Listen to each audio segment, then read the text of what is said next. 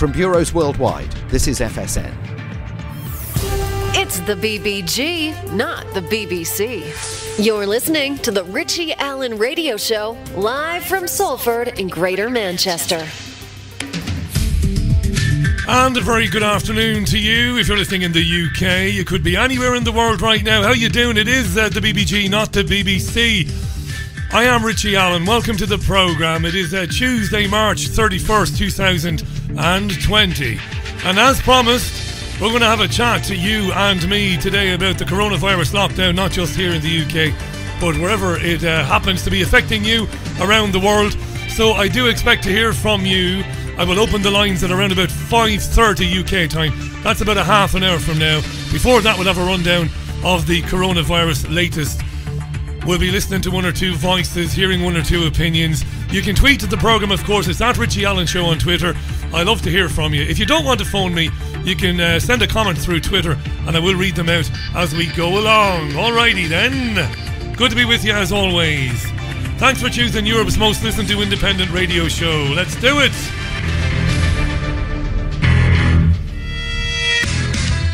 It's the Richie Allen Show. Broadcasting live on richieallen.co.uk and multiple platforms around the world. And now, here's your host, Richie Allen. Right, so I'll give you the details in a minute. We're going to talk about coronavirus lockdown, so that's what I want to hear about this afternoon. I mentioned today on Twitter that, well, I've got sources, people who work in various media organisations, and they're going out of their way, the talk radio stations, to prevent people getting on the air that want to challenge the lockdown and the government guidelines. I know that won't come as much of a surprise to you, but it is happening. So this afternoon, we can talk about that which the UK mainstream media doesn't want their audience to hear. We can chat about it. But I don't censor you, so if you want to come on and tell me that the government is doing the right thing, you'll be heard and you will be respected. I'll give you the details. Well, be Jesus, I'll tell you, I'll give you the details right now. You should know them anyway. Don't try and call me now because it isn't switched on yet. You can simply Skype me. Now, the Skype name or the Skype handle is Chat with Richie. That's all one word, Chat with Richie, R-I-C-H-I-E. You can call me on Skype. That won't cost you a pfennig or a penny. So do that. Or if you want to call from inside the UK using the old-fashioned phone, it's 0161 818 2018. That's 0161 818 2018. Outside the UK, +44 161 818 2018. +44 161 818 2018. The meme containing the numbers and the details is on Twitter and it's been put on Facebook by Raj today. Thank you, Raj. I really appreciate that. So do come on and have your say. People who have called the programme frequently in the past, I'll get you on, but you're going to go to the back of the queue. Want to hear new voices, but I want you to have your say, to be succinct. Tell me what you think, and I'll get through as many callers as I can. I will be a bit more brusque than I have been before because I'm expecting a large volume of calls. I think you'll forgive that today. I won't be rude and I won't be rushing you out the door, but a lot of people have indicated already that they want to get through. Now, for this week, and this week only, because I'm finding my way back, I'm using some new software and doing some new things. I'm settling in with a tune. This will stop next week because this isn't a music programme, but I'm going to kick off with a tune today. When I come back, we'll run down the latest news from the coronavirus epidemic or pandemic or whatever the bloody hell it's called even. It is the BBG, not the BBC. Richie Allen broadcasting live from Salford in Greater Manchester. Europe's most listened to independent radio show. My name is Richie Allen. This is Jamiroquai. Right, Jamiroquai there. An old friend of mine used to refer to him as Jamaraki. That's a true story. A very old, departed, it must be said, departed radio presenter. An old pal of mine from my Waterford days, who didn't like modern music but would sometimes fill in the absence of a presenter. There was no choice. So the elder statesman wouldn't have a clue how to pronounce names like Jamiroquai. Would say things like Jamaraki and stuff like that. Now, Another 393 people have died after contracting coronavirus, taking the total here in the UK to 1,808. That's Sky News, which interestingly is saying after contracting COVID-19. The BBC is saying that another 393 people have died of the coronavirus. And of course, there's a big difference. Viruses don't kill you. The flu doesn't kill you. Look, I'm no doctor, right? It's your weak immune system and your underlying health conditions that put you at risk. Anyway, according to the UK's media, the latest increase is a sharp increase from yesterday's rise of 180. They're saying 1,551 in total in the UK, 60 in Scotland, 69 in Wales, and 28 in Northern Ireland. All right, so about 1,700 people apparently have died after contracting coronavirus. The lockdown continues, no end in sight. And as mentioned today on the little YouTube nonsense I put together to promote the phone-in, the UK media is doing its utmost to keep any, even academic dissent hidden from the public. There are many men and women, we would call them system folks, okay? Academics, professors, legal people. They are trying to be heard, but they're not being heard because producers are being warned by their station managers. The lockdown is good. Criticism of the lockdown isn't good. We need to speak with one voice. Now, the UK media today focused on heavy-handed policing. You might know this. A former Supreme Court judge by the name of Lord Sumption, you might have seen that clip. He spoke to BBC Radio 4 yesterday. He likened Derbyshire Police's approach to the restrictions. He likened them to a police state. He criticised the use of drones to film and shame walkers in the police He criticised Derbyshire Police for using drones to film walkers in the Peak District. He said it was disgraceful and it shamed our policing traditions. He was very strong, so he was. Now, this is interesting because there is a disparity between the advice given by the UK government and the actual law. And we'll come back to that in a minute. There is some confusion. Here's Peter Goodman. Goodman is the Chief Constable of Derbyshire Police, and he said this to the BBC's Emma Barnett today. Some would say we in Derbyshire have gone too far. I genuinely believe that we haven't, because we are trying to do everything through conversation and explanation. And I heard, Emma, when you did the introduction, you talked about how we've been ridiculed on social media. If it takes a bit of ridicule for us to get the message across that please don't come walking in Derbyshire because you're going to spread the virus to very vulnerable communities in Derbyshire, if we have to be ridiculed to get that message across, I'm okay with that, because you know what? This weekend, people thankfully stayed away, and I'm really grateful to the people of England and Wales for doing that. Yeah. I wonder if the business community in Derbyshire or the Peak District are as gung-ho, not gung-ho, but are they as happy, as thrilled as he sounds that people have stayed away? That's something else that mainstream media programmes are avoiding discussing. The devastation to the economy. We might touch on this in the phone-in later on. Remember, taking your calls in around about 15 to 20 minutes time, and I'll get as many on as I can.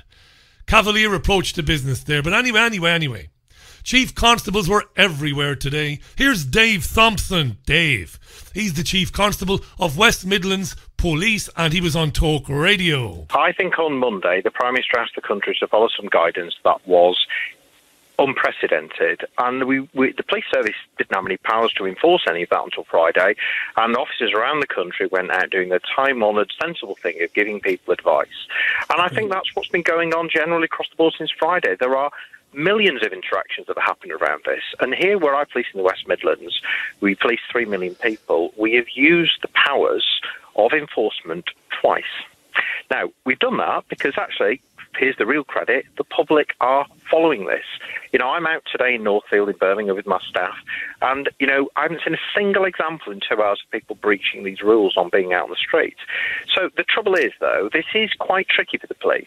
And actually, well-intended actions, you know, on occasions haven't always landed well, but we've been trying to learn how to use really extraordinary legislation on Friday. And I guess what I'm saying is this: cut us a bit of slack at the moment. The public are doing really well. The bulk of the force is doing brilliantly.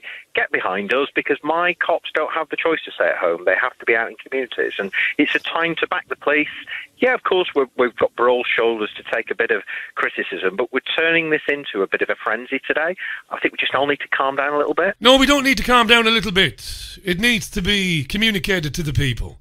We need to discuss the heavy-handed policing, telling stores that they shouldn't sell Easter eggs, asking people can they look inside their bags. That's totalitarianism, that's fascism. Woe betide the policeman or woman who asks to see inside my bag. I don't mind telling you. Right, we're the good guys, according to the police constables there. You know, give us a break, we're the good guys. So what is the law then? Because there is a lot of confusion. You have the government advice communicated by Boris Johnson, Michael Gove et al., and you have the police doing these stupid things, which are very scary, really, when you think about it. So Barrister Adam Wagner from Doughty Street Chambers in London, he said this on BBC 24 this morning. This is good because he aims here to distinguish between that which is advice and which is actually the law. Advice is something, well, you might do this. The law, in theory, is something you must do. The Barrister Adam Wagner. Please. Jesus. Adam. Well, the one that people will be really interested in is on restriction of movement. So you cannot leave the house unless you have a reasonable excuse. And a reasonable excuse is something which is an excuse which is reasonable. That's really the definition. But there are some illustrative examples in the legislation, such as going out for exercise, although there's no mention of 1 time a day, which puts it in conflict with the government guidance. You can go out if it's for the purpose of your physical health or your mental health. You can go to a funeral, you can go for shopping for basic necessities, and there's a number of other examples. OK, so this is interesting. I think you may have got to the crux of this for us. So, in other words, there's a difference between what is in the law and what is the guidance, and those two things are actually, what, different? It's really messy, and I'm afraid I think the blame must lie at the government's hands, because when Boris Johnson announced these measures a week ago, he said there were 4 reasons you could leave the house, and for example, one of them was to take exercise, but only once a day. And that's the guidance people are following. And in fact, that's the guidance that I think that a lot of the police are following. In fact, I spoke to a couple of police officers yesterday who spoke about the 4 things, and that's what they thought they were enforcing. And if you read the College of Policing guidance, which has come out today, and they've posted on Twitter, they say what the new police regulations mean for the public is people may only leave a place where they're living for the reasons listed in the government guidance. But the government guidance, first of all, doesn't include a number of very important points. For example, if you're at fear of harm, that in the regulations, that's a reasonable excuse. But the government guidance doesn't mention that in the 4 things. And then there's the 1 piece of exercise a day, which is in the guidance, but not in the regulations. So it's not in the law. And this is really complicated and messy, and I'm not sure the police or the government have been very clear about what it is exactly people can do and what is or isn't going to land you in either with a fine going up to £960 if it's a repeated offence, or even a criminal conviction. Yes, and they haven't been clear, and I think that's deliberate because they're a bit nervous. They're a bit nervous about pushing people too far. That's what it is. They've left it vague, ambiguous. And the police are wading in with 2 big left feet, harassing people. Not everywhere, it must be said. You know, you got to be fair and honest here. There are a lot of people who wear uniform. They're decent people.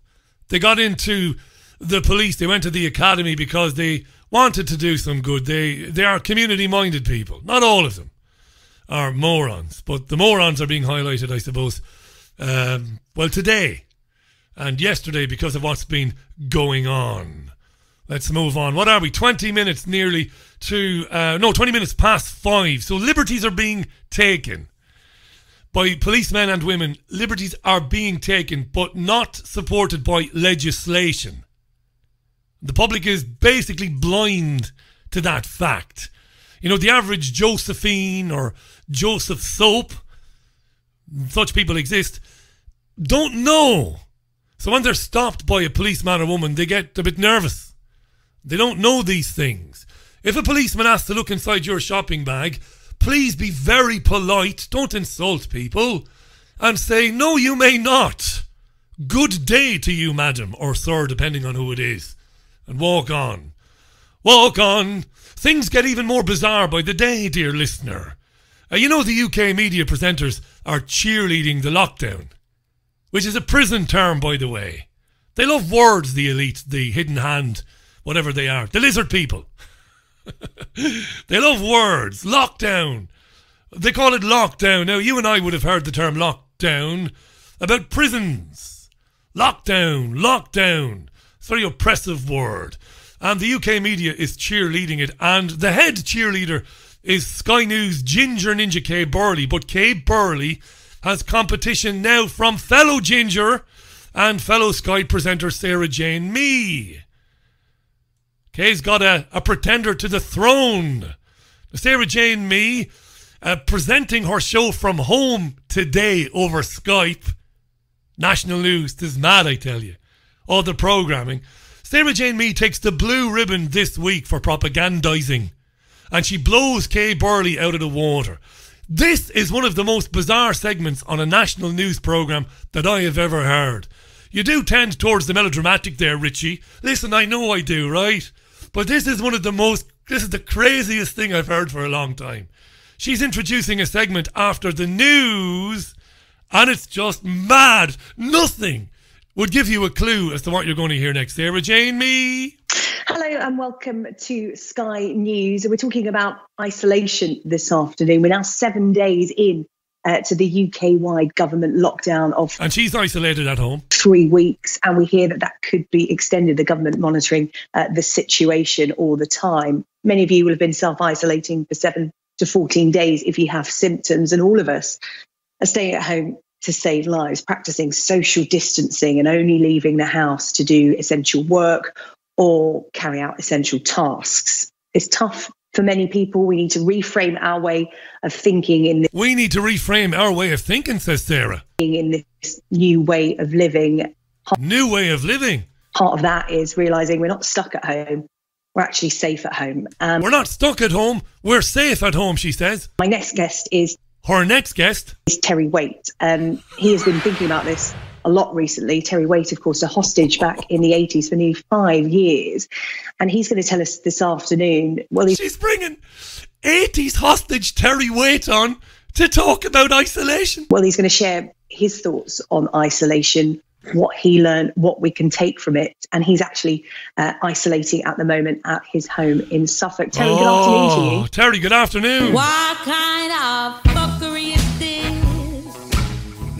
Isolation is vital. Let's welcome 80s hostage Terry Waite to the programme. How you doing, Terry? What kind of fuckery are you? Yes.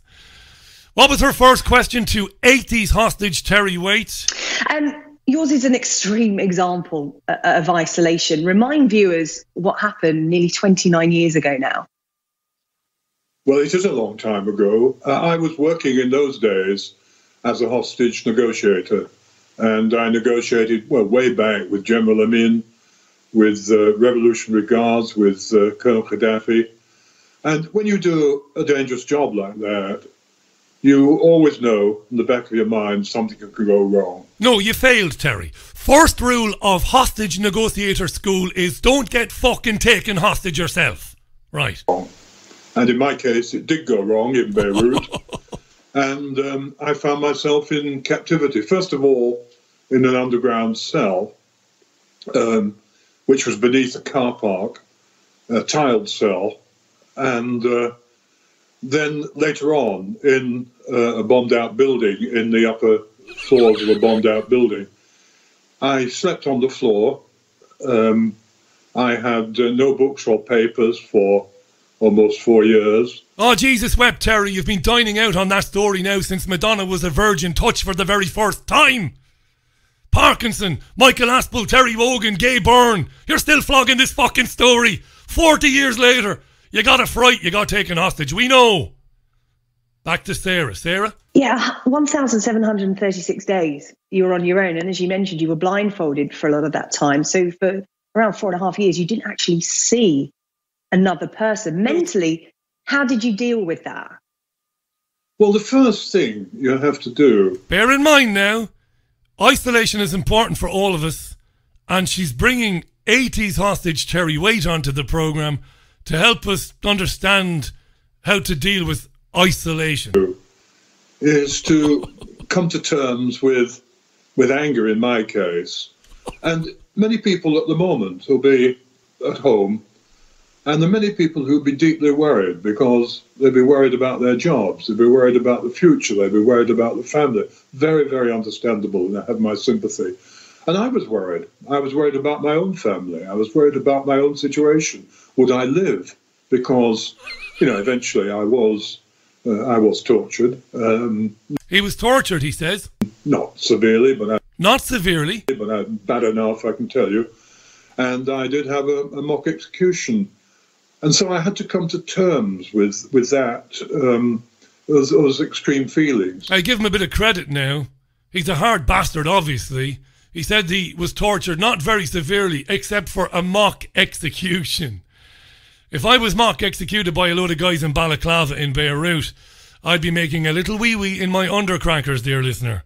To be sure, to be sure. This is Comedy Gold on Sky. Bring it back to us, Terry. Why is your hostage experience back in the 80s when Madonna was a virgin touched for the very first time? Why is it relevant today? Just as I say, people have to come to terms with those type of feelings today. And the way to do that, in part, is to try and live for the moment, try and live for now. Try and make the moment as full as possible.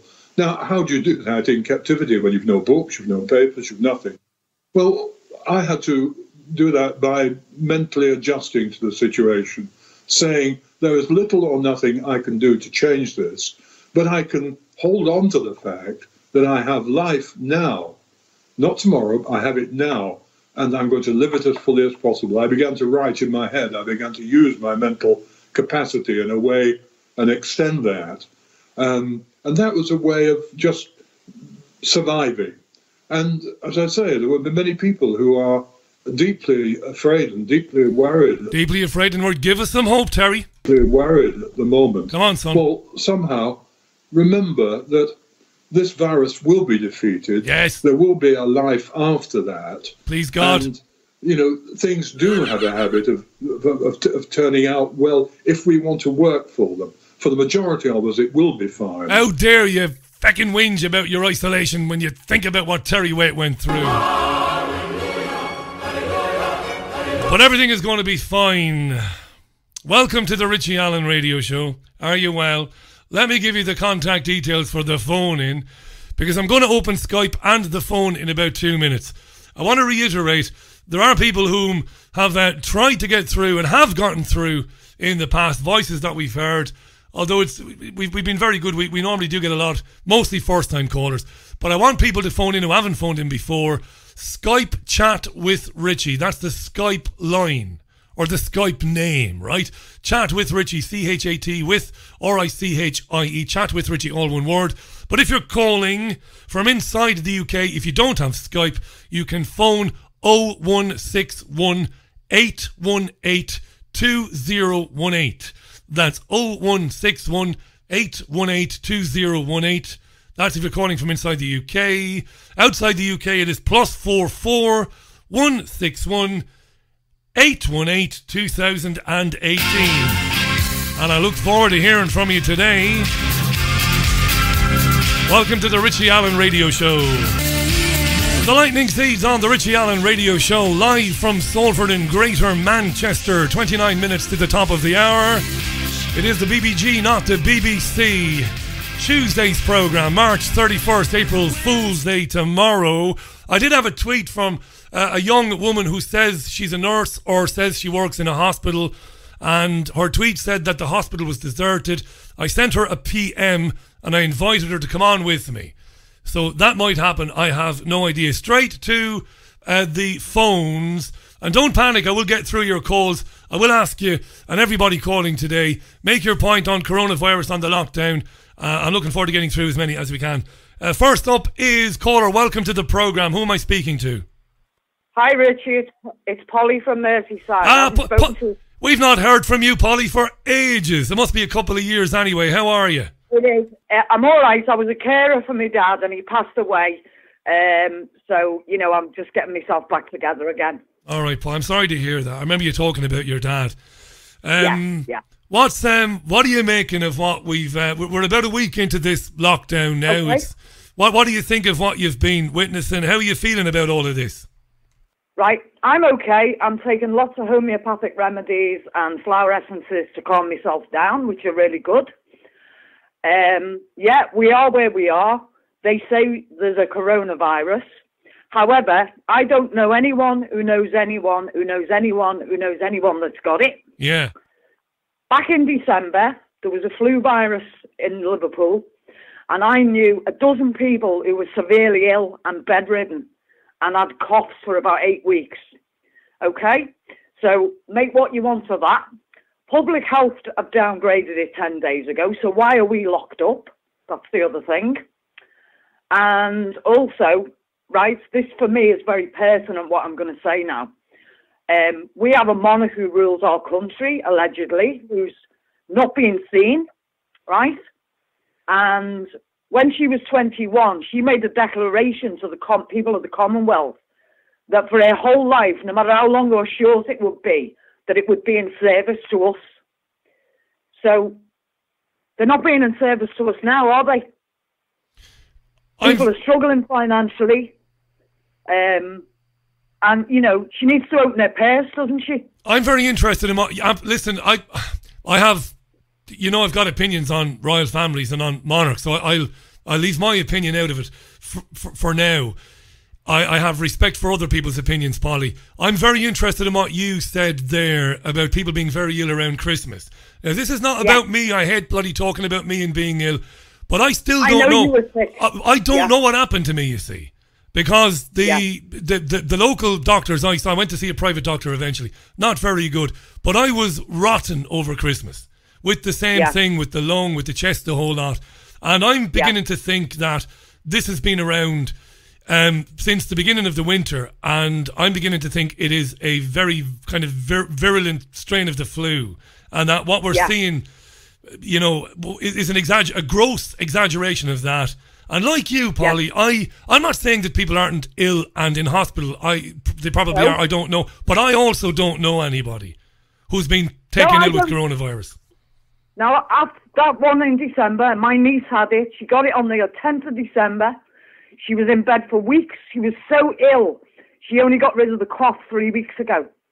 Now, that was back from December. About a good friend of mine, she was in bed for 2 weeks with it. And I volunteered at Christmas at the church, doing Christmas dinner for old people on their own, you know. Yeah. And quite a lot of them got sick. Quite a lot of them didn't turn up to the dinner, and quite a few of the organisers were ill after Christmas. Fortunately, I didn't get sick. I'm quite lucky, really. You know, I didn't get it. But, you know, and I've had flu. I had flu. 1979, I had flu. And that's the only time I've ever had it. And I've never had a cold. And you, just before I take another call on, you put that down to your belief in taking natural homeopathic remedies and getting vitamins and minerals naturally. Is that right, Polly?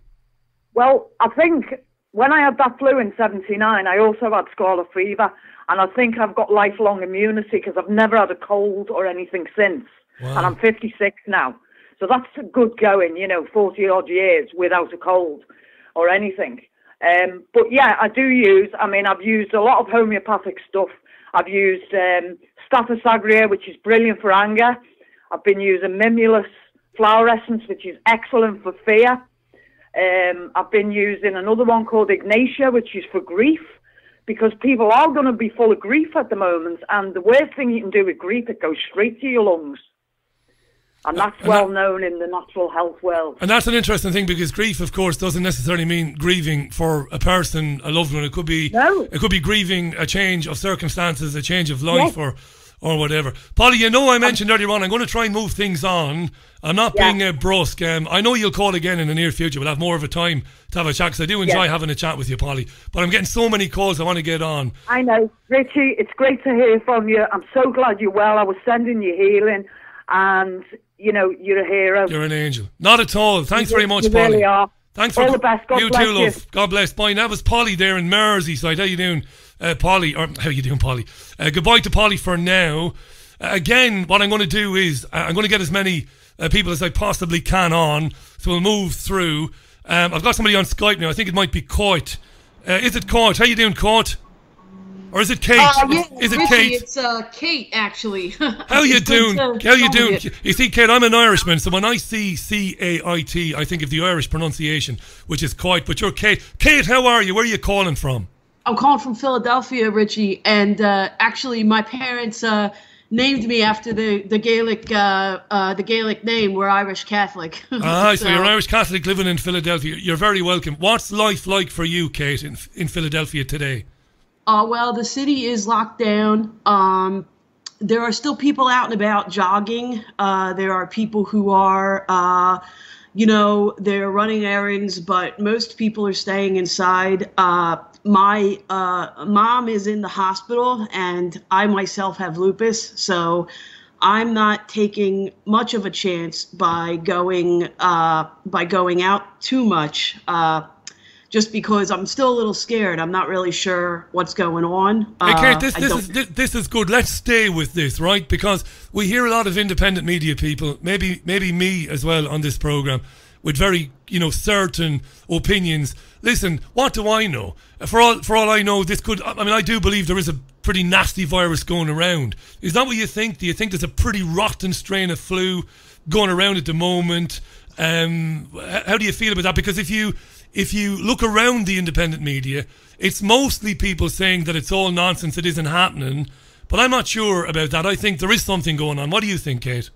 I think there is something going on. I particularly in New York, I have a lot of friends up there, and I do know people who have died. I know people who are in the hospital. People in Philadelphia, I know are in the hospital. But not as much as New York. I'm of the opinion that this is something, but it might not be what we're being told. I think it has some connection, believe it or not, to that mysterious vaping illness that was in the States in 2019, because I've looked at the x-rays online from both of those, and they look exactly the same. And I don't know, I'm not a doctor, I'm not a scientist, but it seems to me that there's something suspicious about it. There's something suspicious about the timing. There's something suspicious about how it is spread. So I think that, cognitive dissonance, what John Keats called negative capability, are important right now to have two separate ideas in the mind at the same time. You can believe that this is happening, that people are getting sick, that people are dying, but you can also believe that it might not be exactly what we're being told. But what I know for sure is that people are afraid. People are, and nobody is really doing anything to assuage that fear. And I don't know if you've watched our ridiculous press briefings here. Yeah. It's pretty much like I've taken to calling them virus rallies. Because we have them here. That seems to be what he's doing. So it's hard to say. I do know that there are things not being reported on the news here. Last night or 2 nights ago, my apartment overlooks a bridge, and a man was trying to jump off the bridge, and police came and got him. And another friend reported in the Northeast that there was somebody shooting at cars, and homes were being evacuated. But all the news talks about is coronavirus. So I think people are getting stressed out and people are getting afraid, and that can't be good for the immune system. It certainly cannot. Let me ask you this: we've been talking on this program lately about how people in the UK seem to be happy enough to go along with the lockdown. Now, while the United States as a country and as a government gets a lot of criticism on this show, I know that there are a lot of very smart people in the US, people who will very jealously defend their human rights and their freedom to move and to assemble. And I would imagine that people are not as happy to go along with the lockdown in your part of the world as they are here. What are your friends and neighbours saying, Kate? That's true. I think that my friends right now are, they're still going for walks. They're being cautious.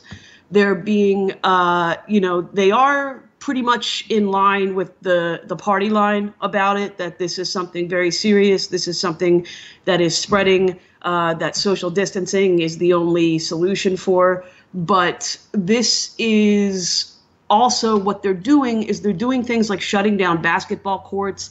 They're doing things like shutting down areas in poorer parts of the city where people congregate, and people like yuppies who are jogging, nobody's stopping them. Right. And I think that there's kind of a class issue. I do think that it seems like the places where the virus is spreading are more working class areas. I just looked at a map that showed where it was spreading, so I can't really I know personally I haven't left my apartment because I am immunocompromised. I do have a lung disease, and frankly, I'm scared, Richie. I don't blame you, Kate. You have lupus. It's nothing to be sniffed at or sneezed at. I wouldn't judge anybody, and I don't know anything. I just know what I think, but I'm wrong so often. I have to be, humble enough to admit that. Is your mum okay? I don't want to be getting too personal with you now, but is your mum in hospital related to this? Is she going to be okay? She's in the hospital for an unrelated issue. She's getting really good care. They seem to be trying to get to the bottom of what's going on. She also has a autoimmune issue. So, right. So she's vulnerable then, as you are, Kate, then, to anything that's going around. Yes, yeah. So I'm in a difficult position of being skeptical, but also being concerned. Yeah. And I really value, programs like yours and others where critical thinking is emphasized. And I just want to say, Richie, I'm glad that you're feeling better. I was rooting for you during the break when you were away. Thanks, Kate. Your show has been a huge, how can I say this? It's been kind of a light for me in dark times. And I just want to thank you for, being a free thinker, and you make me laugh, so I just want to really tell you that you're doing a great job, and I really appreciate everything that you're doing. I won't be able to get out the studio with the size of my head later on, Kate. Thanks very much. That was really kind of you to say. Stay in touch with the programme. I wish you and your mum well. I think that was a very smart thing you said there. People can't be dogmatic about what is and isn't going on. People need to take a step back and be a bit more open to to what other people have to say. Thanks, Kate, from Philadelphia. I hope we talk again, Kate. Thank you. And I hope I'm pronouncing this right. Is it Dwatwit? God be with you? Diagwit. That's right, Diagwit. And then I would say Dia Smiragwit. Absolutely right. Ganairi and Boherlat, Kate. Thanks very much for calling in from Philadelphia. What a lovely lady. Calling in there, talking a lot of sense, I think, there, A lot of people trying to get through. I'm going to get Jonathan on in a few minutes' time. I will get Jonathan on. But Cheryl, I think, wants to get on. So I'm going to try and get Cheryl on first. There will be time, and if we go over, because we've got so many calls, we'll go over as well. This is the Richie Allen Radio Show, live from Salford in Greater Manchester for Tuesday, the 31st of March 2020. The Skype handle for the programme is Chat with Richie. That's all one word. If you want to call the programme from the phone, the numbers are on the memes on YouTube and on Facebook and on Twitter. It's 0161 818 2018. Outside the UK, it's +44 161 818 2018. And I think I might have Cheryl on, who's in South Africa. Is that right, Cheryl? Yes, it's me. Can you hear me, Richie? I can hear you loud and clear, Cheryl. Welcome to the programme. How are you? You're very soft. Oh, hi. To you. How are you? It's 11:45 on Tuesday. Ah, you've got me on it. You've got me on in the background. You got to turn me off so we can have a chat there. Hi. Brilliant. Yeah, I can hear myself on in the background there, Cheryl. If you can turn it down. This is a very Yeah. Yeah, I'm on in the background. I'll tell you what I'm going to do, Cheryl. I'm going to get somebody else on, and then I'm going to come back to you. That's the sensible thing to do, you see. We'll get somebody else on, and then we'll go back to Cheryl. When she turns me off. Turn me off! Yeah, people do listen live, you see. Then they phone in, you see. They forget to turn it off in the background, you see. This has been the bane of radio presenters since Marconi or Tesla, depending on what you believe. I think we've got Jody on the line. Jody, welcome to the programme. Hello. How you doing, Jody? Welcome. Where are you calling from? I'm calling from Manchester in Tameside. Did we hear from you before, Jody? Yeah, it was a few months ago, I think. Oh, it was ages ago. It might have been a year ago. I think you were in the northern quarter having a beer, huh? Yes, see. You got a good memory, haven't you? Like an elephant, Jody. Much to the annoyance of the future Mrs. Allen. I remember bloody everything. You're in Tameside. What do you make of all of this? What's going on? Well, I was thinking of what I would ask you, but I think I'll just go more personal. And I find it all very surreal and very strange at what's going on. And I don't think anyone's ever lived through something like this. You know, even just the church being shut, not being able to go to church or not being able to go to the pub. So I was wondering how you are kind of getting to grips with it being so surreal and kind of staying grounded with yourself. It's mad, isn't it? My days are weird anyway because working from home, Jody, I get up very, very early. I go out to the local park with the now 2 dogs. Then I come back and I get kind of stuck into what I'm doing for the programme. And I only really break off to have something to eat and then to take the dogs out again.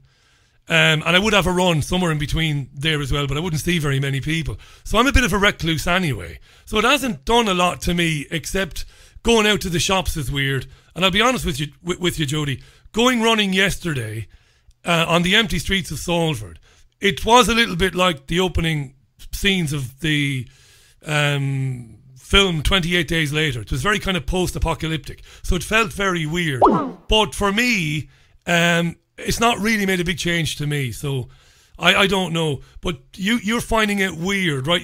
Presumably you're not working at the moment because of it. Is that right? No, I'm actually working from home. You can. But if it wasn't the lockdown, I would be sat in the northern quarter right now having a beer, as per my usual after-work routine. But I think for me, it's just very strange that because a very family-centred life, my family all live very close to me, so every week I've got a routine of going seeing them. So I went and saw my gran the other day. I couldn't even give her a hug. Do you know what I mean? I couldn't even give her a hug. So I'm not sure, and I think I am a conspiratorial person, definitely, and I feel like this is it's going to last long, and even if it doesn't, the effects of it are going to last even longer. I think this is I know that, you know, James Corbett of CorbettReport.com keeps calling it, like he's coined it the new 9/11 because it's going to change the world forever. Isn't that funny, Jody, that James has used that? I mean, that's very good by James Corbett, because this afternoon Sky News presenters are quoting the governor of New York, Andy Cuomo, and he's referred to this morning apparently in a briefing. He has said repeatedly more people have now died in New York than were killed on 9/11. Isn't that interesting that they would use that? Yeah, so fair play to James Corbett, who would have been on this programme live a long time ago if it weren't for the fact that he's in the Far East. I must get him on something. I must do a pre-record with him. And you think that maybe when all this is said and done, that the liberties being taken maybe by the so-called authorities, they might be difficult for us to claw back, Jody? What do you think? I think so, definitely. And I think it's because it has been hard for people have been realising that something like this will happen eventually. But how to stop it is very difficult when the majority of people don't see anything wrong, and the majority of people are actually begging for it to happen. Please fly a drone over the Peak District while I'm walking and put me on blast on the 6 o'clock news. So I don't know. I think that in future, just like it was with 9/11, afterwards everybody was like, oh, the rules are so draconian now, but then eventually now when you go to the airport, it's normal day to day that you have to take your shoes off and get swabbed and all these different things. So it will carry on and people will get used to it, but not that that is the right thing, because I think now this is going to bring in even higher surveillance and this spy culture, spy on your neighbours, snitch on your mom, snitch on your own grandmother. Yeah, that's. I mean, John Rappaport was brilliant on this on yesterday's programme. For anybody who didn't hear that, by the way, do check it out. John's a very credible writer and a great researcher. Yeah, this thing of this idea, this notion. I mean, coming from Salford, I know Tameside from visiting it and visiting some of the nature spots there. It's lovely. So, but I don't know much about what it's like to live there. But here, I suppose in Salford, Jody, the notion that people would call the police for anything to rat on their neighbours, even if somebody was to be burgled, would have been absolutely unthinkable. But I'm in a couple of these neighbourhood groups. You know, these neighbourhood groups you can join online, and people are quite happy to phone up the police station, Pendleton. I'm not sure if it's in Pendleton around here, and say, yeah, I think the folks next door are going out a bit too much. That is crazy. Yeah, I agree with the not calling the police thing, because I've never called the police in my life, and I've seen some things that some people would have called the police, but it's just never really been a thought for me, even when I've worked in various pubs over my time, and even when it's kicked off in the pub, you never think of calling the police. So it's changed so quickly, and I think that's the thing that's actually hit me the most, in terms of it went from pretty much one day everyone being out to it and everybody being locked down, and it went from one day everyone seemingly in a community to being completely isolated. I know you mention it quite a lot, but it is the century of the self, isn't it? Yeah, this is the thing. For anybody, Jodie's made a very good point there. If you haven't watched Adam Curtis BBC documentaries, he's the guy that made The Power of Nightmares, which is an amazing trilogy of films. And the Century of the Self is another trilogy. And it's about how we came to be inward-looking, selfish, individualistic people over a period of time after the Second World War. It's very, very good. It's very important. It's very relevant today. Jodie, if you've got anything else to say it now. I'm going to... there's a lot of calls in the queue there, and I'm going to get hammered later on. Is there anything else you'd like to add before we go? It's great to catch up with you again, by the way. Just to make your head even bigger. Love what you're doing. So glad that you're back on air. I missed you while you were off, and can't wait to hear you again tomorrow. It'll be nice to see you sometime, Jodie. If you're in Manchester, it'd be nice to see you. Future Mrs. Allen and myself, we pop into Manchester. It'd be nice to see you and have a drink in the Northern Quarter. Maybe one day, hopefully. The point will be on me. Thanks for calling, Jodie and Tameside. Look after yourselves there. Jonathan, screaming to get in. We've heard from Jonathan in the past. He's screaming to get in, but not recently. Before we get Jonathan on, let me do a time check there. It's 5.5 minutes to 6 o'clock. Tuesday's Richie Allen Radio Show, live from Salford in Greater Manchester. It's the global phone-in, as we used to call it back in the day. You can contact the programme via Skype. My Skype handle is Chat with Richie. The phone number for the programme, if you're calling inside the UK, is 0161 818 2018. Don't panic if you're not getting through. Don't panic. I will get you on. I can merge the calls, but sometimes it works, sometimes it doesn't work. We'll see as we go along. Jonathan, welcome back to the programme. How you doing? Yeah, great, Richie from Dumbarton here. How are you as well? Thanks I'm not too bad, mate. Yeah, thanks, Jonathan. Yeah, again, I'll ask everybody the same thing. What's life like then in Dumbarton? Are people observing the lockdown and the guidelines? What's it going on? What is it like up there today? Well, it is quite sunny outside at the moment, albeit it is quite chilly. Even though the police station, well, from where I live at least, is kind of just a very short walk round the corner, it seems as if people are generally obeying the rules very carefully, albeit sometimes on the weekends when they pass by, and especially if it is dry and sunny, people will try to go up for their one exercise per day. So it's quite a mixed, really, of how people actually do obey it. And I did overhear some people actually saying that it's quite dreadful how some others would be kind of begging the government to strip away their basic freedoms and liberties because of this virus. And it kind of has applied, when I looked on social media, to much of the mainstream pro-independence community as well, because even before Boris Johnson had the Coronavirus Act passed, so many people actually were kind of begging the First Minister here to have a lockdown because, well, according to them, we needed to set an example. And it kind of really sort of felt, feel free to disagree with me at some point, it kind of sort of exposes them and their narrative for claiming to be very much for freedom, but then they start, when push comes to shove, it seems like they really, really don't care about any kind of freedom whatsoever. Listen, don't wait for me. I'm not going to disagree with anybody. This is not a bully pulpit. I spend a lot of time here, you know, shouting my mouth off with my opinions. I'm not going to disagree with anybody because I don't know anything, Jonathan. I think I'm very interested in what you're saying. I really am. So, you're an intelligent bloke. You're a reasonable bloke. What's going on then? Is there, like Kate was saying from Philadelphia, is there a virulent strain, do you think, if you had to put money on it, that's doing the rounds? Is there a deadly disease doing the rounds? What's your gut feeling? What do you think is happening?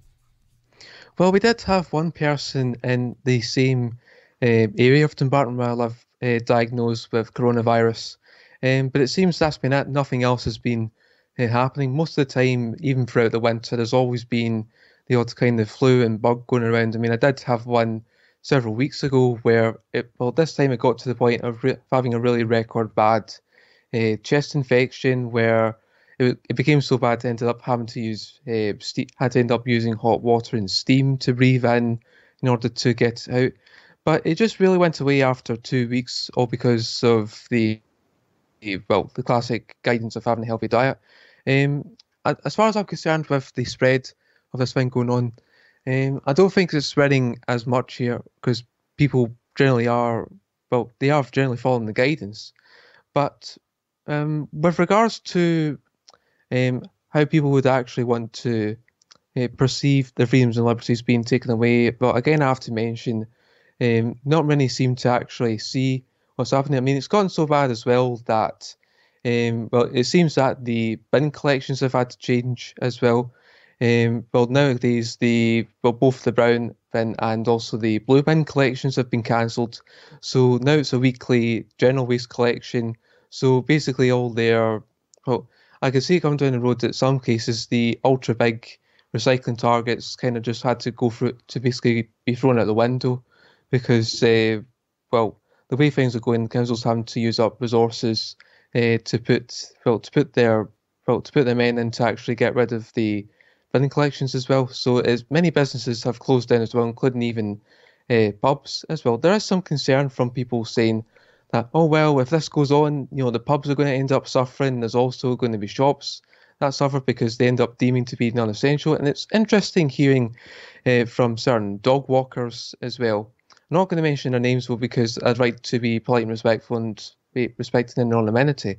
But they're also complaining that even if their work seems to be vital, because we do have an energetic dog ourselves, they fear that they would end up being classified as, you're non-essential, so therefore, you can't walk it. So therefore, you may not be allowed to walk your dogs either. And even if some people have to be have to end up observing self-isolation, or else they may end up suffering the wrath of the police. This would end up causing major amounts of problems here. The economic problem is really that which is going kind of unmentioned today. A lot of talk about the police today. Jonathan, heavy-handed tactics from the police. The Transport Secretary Grant Shapps admitted to Kay Burley this morning the police have been overzealous in policing this and all the rest of it. What people aren't talking about, and you touched on it there, is the economic shock. Basically, the reaction to this virus, or whatever it is, has been to shut down the country, to shut business down almost entirely. And then to announce that, we'll help those businesses by borrowing an extraordinary amount of money. The Treasury will sort all of this out, will support everybody during this time, and later on, as Michael Gove said, later on, we'll deal with paying it back later on. Before I move on to other calls, I have lots and lots coming in.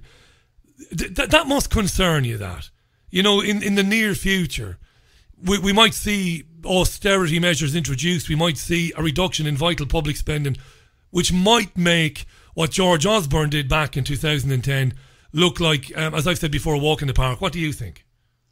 Well, it is a concern that, well, the classic problem reaction solution has actually applied to a specific section like coronavirus as well. And what this would end up putting in terms of liberties and freedoms is it would not just be lots of austerity and cuts to public services. There would also be restrictions put onto even whether it be big or small businesses. It would apply either way. And you do mention with regards to how people would be paid up with the borrowing of money, that kind of is well classified as the universal basic income.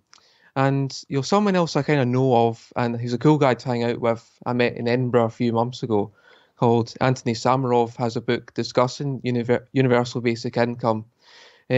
Basically what this would involve is, and this is really his opinion when I talked to him about it, this would involve a lot more taxation of people. So therefore, if you have higher amounts of taxation, then therefore the smaller businesses that are already suffering would basically just end up going completely under, and the numbers would actually accelerate.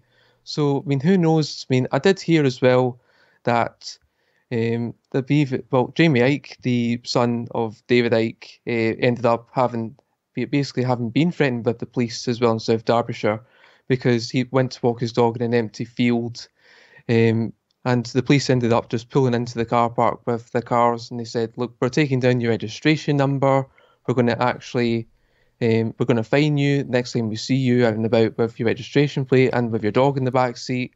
So they did this to Jamie. It's quite a terrifying trend towards, well, basically a totalitarian dictatorship. I didn't realise that. So they did that to Jamie, and of course that goes back to the barrister Adam Wagner, whom we heard from in the news roundup, and he said there is no legislation for that. The police do not have the power to do that. Well, there's also legislation going about, I've heard, unfortunately, where the other solution would be for the states, as they've been saying, to try and tackle so-called fake news and so-called anti-vaccine posts. And yeah, it is going, as I mentioned, into a totalitarian dictatorship increasingly. And maybe that's where it was meant to go all along. Jonathan, I've got about 15 calls in the queue, mate. Thanks for calling the show today. It was nice to hear from you again, and I have no doubt we'll hear from you again in the near future. Cheers for giving us your time today. That was Jonathan in Dumbarton there. Now, I'm going to get Cheryl on. I think Cheryl has sorted it right out, apparently. She's in South Africa, I think, and we were due to hear from her a few minutes ago. She phoned in, but she had the radio on in the background, which caused a bit of feedback there. She sorted that out, so we can now say hi to Cheryl. Cheryl, welcome to the programme. How are you?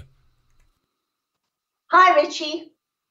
Lovely to hear from you. Where exactly are you? I'm in George, in the Western Cape in South Africa. In Western Cape in South Africa. You're coming out of the summer, you're heading into the autumn now. How are things there? What has this coronavirus lockdown meant for you, Cheryl? Well, we've had a complete lockdown. We're not allowed to go for walks. I can't walk my dog. Cigarettes and alcohol were also banned all over. You couldn't buy any of that. Not that I smoke or drink, but I thought it was very draconian and unfair to do that under the circumstances. And we all just locked down. And the police and there's a military also moved in everywhere. I haven't personally seen them. I've just seen footage of them moving in, just like all over the world, in their tanks. And, you know, especially going into the black townships and causing mayhem there, because the township people are kind of having a bit of an attitude towards this. They're saying it's a white man's disease and they're not going to catch it. There's been footage of, or not footage, I've heard rumors of them like licking trolleys and saying they're not going to get it. It's not happening. And I kind of agree with them, but I don't think it's from their perspective. Theirs is from Sangomas and things like that telling them. And one guy even inferred that Ramaphosa has hinted that it's not a black man's disease. So who knows what he tells them in his language. Isn't that interesting? And when I've come across stories about South Africa, I haven't come across too many, but I came across one this morning. I think it was on an American network. It might have been CNN or NBC.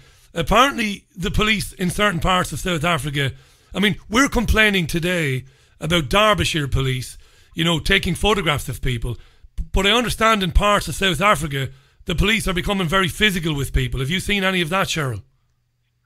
I haven't experienced it, but I have heard that they can get very physical. And I've seen some footage of them going into a township and breaking up like a shebeen and breaking bottles and then kicking the guy as he walked away just because he felt like it, giving him a few good kicks and punches as the guy scurried off, But, yeah, they're having a problem to controlling it in the townships because the people live so close together and in such squalid conditions. I don't know how on earth there can be social distancing. That is amazing. Cheryl, that is an amazingly important point. The townships you talked about.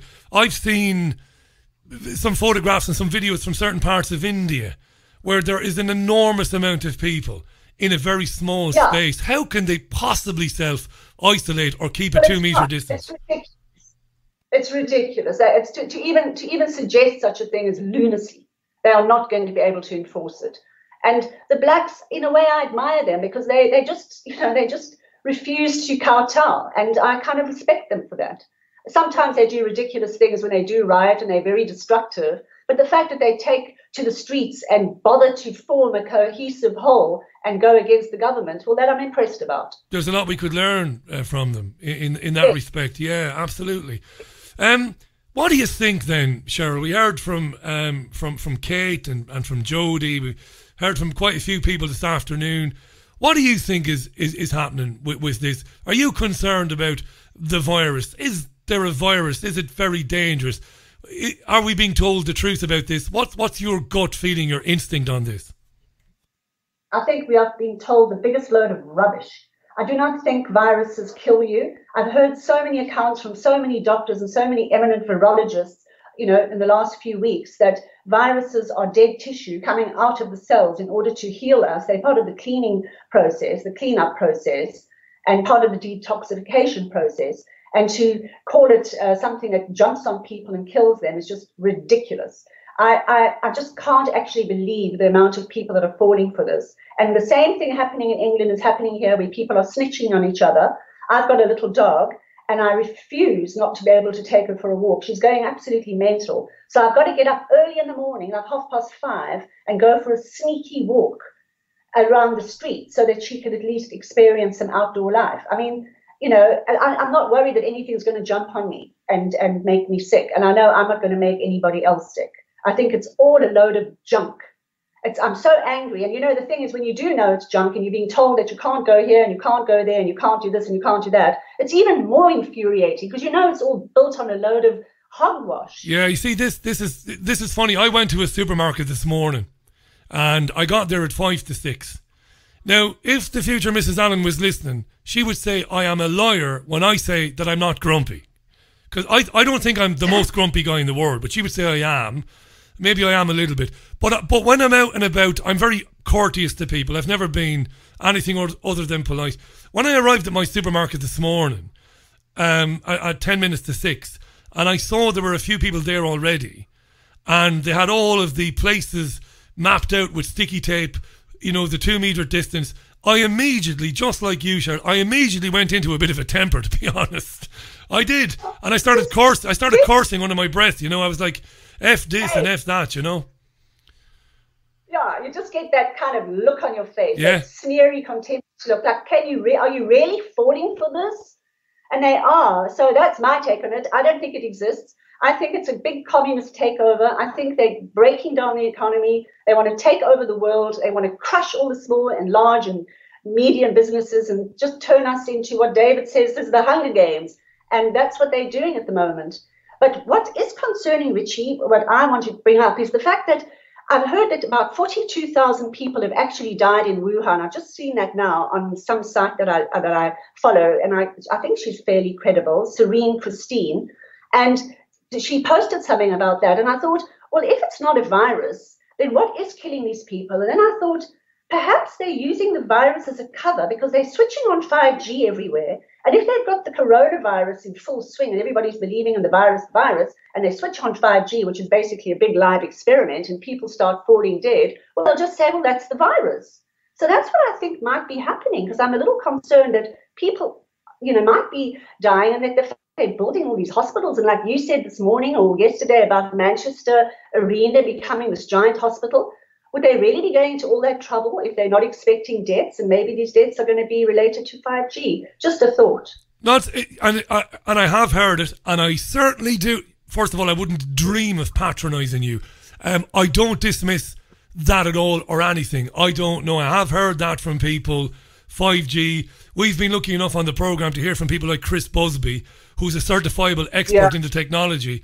And Chris believes that it'll have a profoundly negative effect on people's health, and not just with cancers, with other conditions and autoimmune diseases. So there might very well be something to what you said there, Cheryl, about 5G. I just don't know. But that's, we can discuss that, absolutely. I mean, wouldn't that be evil? Wouldn't that be evil beyond belief? If they know that 5G is deadly for people and they invent an illness, a viral illness, while they switch it on, knowing that they're going to make people ill, but then they've got the ready-made excuse. I'm not saying I believe that, but I would discount nothing, to be honest. That's me. Same. So that's just an idea I got today, and I thought, who can I share this with? And then I saw you were taking calls, and I thought, well, maybe you'll take mine. Because I just wanted to put that out there, because it just came to me, and I'm sure other people have thought of it as well, that, maybe they're using it as a cover, and, we just a live experiment, and those that survive it will be like the cyborgs of the future, the ones that can deal with the new level of whatever it is they're doing to the whatever, they'll be able to handle it. And the people that don't will bye. Tell me this before I take another call. If you've just joined the programme, folks, it's the global phone-in on the Richie Allen Radio Show, live from Salford in Greater Manchester. We've got the brilliant Cheryl live from George in Western Cape, South Africa. Brilliant call, this. Cheryl, who do you share these thoughts with? Listen, this is none of my business now, but I've got somebody whom I can say this stuff to who doesn't think I'm crazy. Have you got somebody in your life that you can say, listen, I want to talk about 5G? Have you got somebody who listens to you? Yeah, I've got a husband who's awake, and I've got a son who's totally awake, and I've got a sister who I've awoken. Brilliant. So, and I've got another friend. So I've got this core of people. I do try and spread the word, but unfortunately, a lot of people just think I'm completely insane. But so be it. But so be it. I'm glad you got through, by the way. Thanks for listening to the programme first and foremost, and second of all, thanks, like everybody else today, for sharing your time with me. Cheryl, I really appreciate that. And I hope I'll speak to you again in the future. I want to just say something to you, Richie. I really, absolutely and utterly adore you. I love your show. And I was so, so sad when you went off air. I really was. And I couldn't wait for you to come back. And I'm so, so happy you're back. I think you're the best, my friend. Thanks very much. You're very kind to say that. That means a lot to me, you saying that today. Cheryl, thanks. You look after yourselves there, and do stay in touch. We'll do these more and more in the future, and I hope you'll come on again in the future. Thank you so much. You're welcome. That was the lovely Cheryl from George in Western Cape, South Africa. All around the world today, eh? On the Richie Allen Radio Show, 14 minutes it is past the hour. Let's go. That was Skype there. Let's go back to the phones.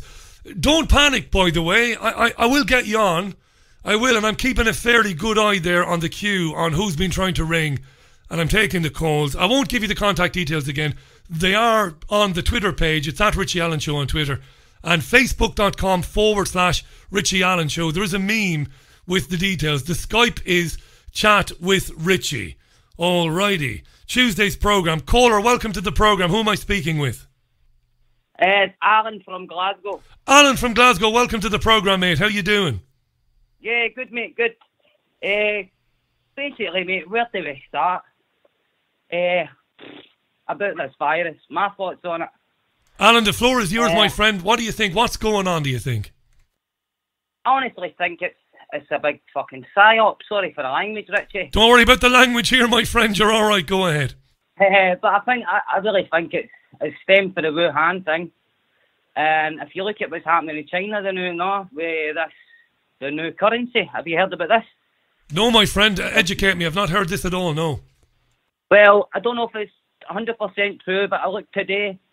Seems that it's a digital currency to rival the likes of Bitcoin and things. But it seems China are wanting the world to deal in us now. It's like It's as if they're trying to trade and take over the world with this new currency. This is what I'm hearing. I don't know. This is why I'm putting it to you. Very interesting that, because one of the things about this that we're hearing, Alan, this is very interesting now. In the last couple of days, I've noticed, since Tony Blair spoke to Sky News on Sunday, right? Blair said, not only Blair now, but quite a few kind of ex and current politicians, they said these are global problems. And we have to accept that we're living in a new global world. And we have to... 100%. Isn't that right? And they're saying we have to do things together more and more and more and more and more. Inevitably, Alan, sharing a currency must be part of that. Exactly. And I think the war is really there, the economy war. You see Trump kind of Richie, China is our warehouse. China is the world's warehouse. They make everything for everybody. And right now as well, the medical equipment, the masks, they're making like 130 million masks a day to sell out to the rest of the world, which is contradictory. In China? Beyond. Is that right, you know Alan? What I mean? Isn't that funny now? That's right, mate. That's fact. That's fact. Do you know what's... I've done about research in the past few days on that. Do you know what's funny? Do you know what's funny about that, Alan? Do you know what's really funny about that? The Conservative MP Tom Tugendhat, who used to be in the army, I was reading something he wrote in one of the Sunday newspapers. He was bitching about China and how China needed to be punished, for the coronavirus. Do you know what made me laugh? Did you see your friend this morning, Peter Hitchens, having a go with Piers Morgan? I know they've been firing shots at one another on Twitter, have they?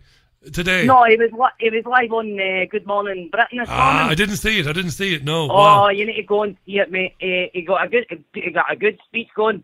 Big Piers tried to shut him down a few times, mate. But if you can go and get it, go and watch it. Because Peter done well. He kind of put him in his place. And just to remind Alan, and obviously ringed off a few top-notch doctors there to put Piers Morgan in his place. But his thoughts exactly the same as us all, Richie. We don't actually know what's going on, but we know something's not right here with this New World Order crap and everything else. Because the response to it is ridiculous, isn't it? The response to this is ridiculous. And everybody's asking for it, locking themselves up here in Glasgow, basically. Well, I'm just outside Glasgow in Motherwell. Basically, people are asking, days before, as the boy before me for Dumbarton or something said, Nicola Sturgeon, talking about how days before people were asking to be locked in before she actually came on and said, right, time to lock you in. People are asking to be locked up. And now people are watching their neighbours go out with a dog and want to grass them up because they're out with a dog. Can I ask you, let me ask you a question, Alan, because you've touched on something there that I think is really important. Can I ask you a quick question? Let me ask you a quick question. Here's the question for you. When I first saw how quickly the public went along with the guidance, it made me very, very nervous. To the point... It made me frightened. Exactly. To the point that I'm more nervous of people, capitulating to it. I'm more nervous than I am of the... It's put a barrier up between us all. It's going to cause, I'm expecting, I'll be honest with you here, I don't know if I'm reading too far into it, but if that goes that way with people grassing in each other's neighbours, as the terms we use, grassing, obviously informing, whatever term you use on it, it's going to cause distance, social riots between everybody and housing schemes. Divide and conquer. You can just imagine that what way it's going to go. And especially if now everybody's expecting a handout, they've no job, they're waiting 5 weeks for a benefit claim, which, again, is another subject altogether, with everybody's employment, work.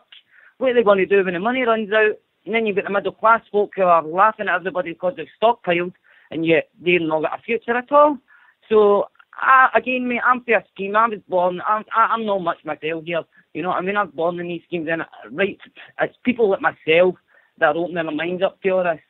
And it seems that everybody else, I don't mean to dig at middle class or anything else, but they seem to be in a dream world, these people.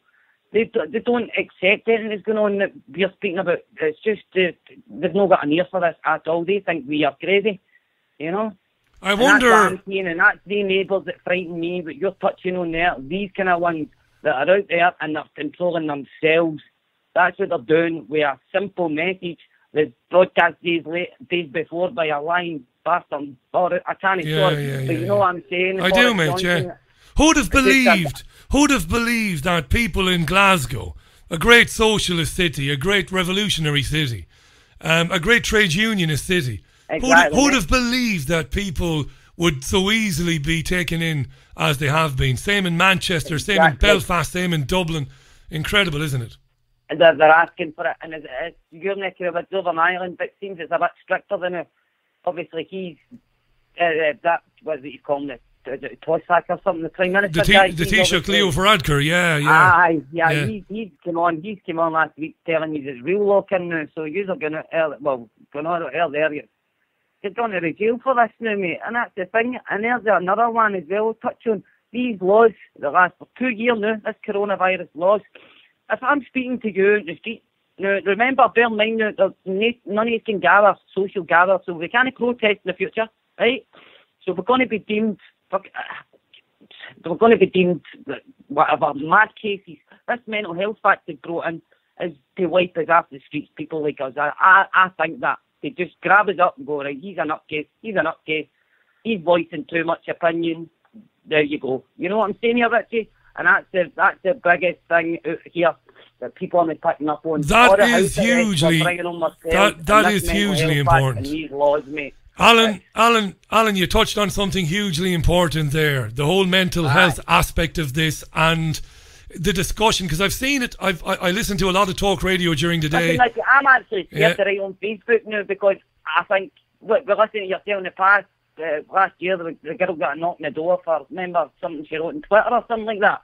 I think it was today with some, I don't know, maybe gay, lesbian or something. She was voicing an opinion about somebody transsexual, I think, saying he was a guy or something like that. Right, that, and then she ends up with a chap at the door with the police. Now I'm like that, this day and age, and we're voicing our opinions.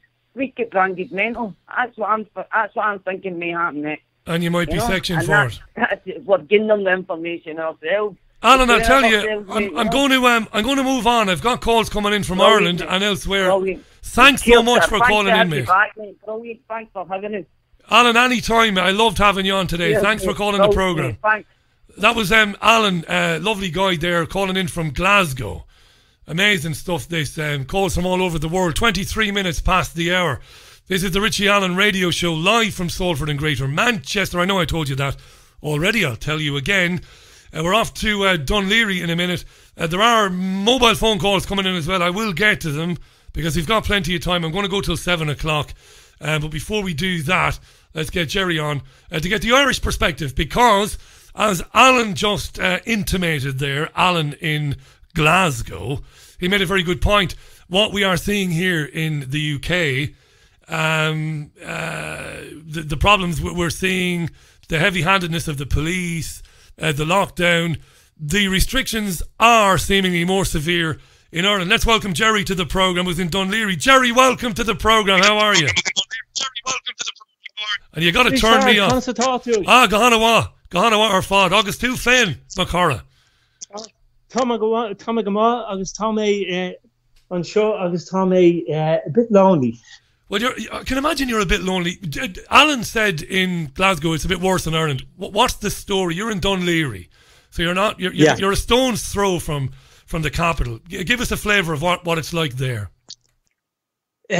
Richie, it's a bit like I Am Legend here. No way. Yeah. The streets are desolate, and it's unbelievable. I can't believe that we've arrived at this is the sci-fi movie. This is the movie that we didn't want to see, which is the there's no superheroes in this, just villains. What's going on, Jerry? Is there? I mean, are you? First of all, let's take it step by step. Is there a health issue out there? Is there something that is a bit nasty that we should be worried about? For a start, what do you think of that? Right. In my opinion, it's similar to what one of the callers was saying earlier on. We have a situation with the same kind of cold or flu virus here around Christmas time. I had it myself about 6 weeks ago with quite a lot of those symptoms. And I think it's rampant. I think it's been around. And I think it's affecting some people more than others. There's no doubt people who have compromised immune systems are being badly affected by this.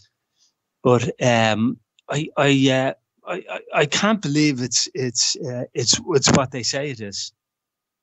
And we've had these things in the past, haven't we? You remember 2014, 2015, which for, I hate when they say these islands, because Ireland is Ireland on its own, but yeah, the UK and Ireland, a lot of people died in 2014, 2015 because the flu itself isn't a killer, but it can be devastating for people that have been ill and who've got a compromised immune system. And we saw that winter through, and it was nasty. And I remember going to my local surgery at the time in Fallowfield for something innocuous, and it might have been blood tests, and they said, "Oh, you've got to get the vaccine, you've got to get a vaccine, Richie." And I said, "No, it's okay." And they were saying, the hospitals are full up. So it does happen. Every now and then you get a particularly nasty strain. So maybe this was anticipated, Jerry, and you think maybe a certain element maybe thought, let's make hay while the sun shines with this one. What do you think? I mean, this is worldwide. I mean, everybody's in lockstep on this. Every government's in lockstep on this, which is... I listened to a great chat last night with Bruce Lipton, Dr. Bruce Lipton, and I think he might be correct. It's the actual fear and anxiety and worry that this will compromise your immune system, raising your stress hormone levels, your cortisol levels. And what does that do? It shuts down your immune system. And I think that is far more likely to cause harm than anything else. Causing this widespread anxiety and panic with people is just going to leave them more open to infection and more open to getting something. And it is no exaggeration to say that people are genuinely petrified. I've seen it with my own eyes here in my community. It's no exaggeration to say that. Is that been your experience, Jerry, with your own neighbours, friends and family? Are they properly worried about this? Because I see it here. Yeah, I mean, you can see it in supermarkets and the like. People are concerned about the distance in between them. All these markings. We have the markings on the floor, just like every other supermarket. And there's an interaction between people. I think it's a nervous interaction because we've all been made worry about who could be harbouring what. Yeah. I mean, and the other thing that does make me laugh, Richie, if you think back on all of these viruses we've had over the years, the poor old animals get the rap every time. It was with HIV and AIDS, it was the monkeys. Zika was the mosquito. The bubonic plague was the fleas on the rats. Yeah, the rats. Yeah. Now it's what we told was a bat eating bats in China. I mean, haven't they? Is that something they've recently begun doing? Ever to believe that they've been doing that? People have been eating all kinds of things for thousands of years. Forever. That's right. Forever and a day. Yeah. Forever and a day. But as they say, Richie, it's easy to blame the poor dumb animal. What about this?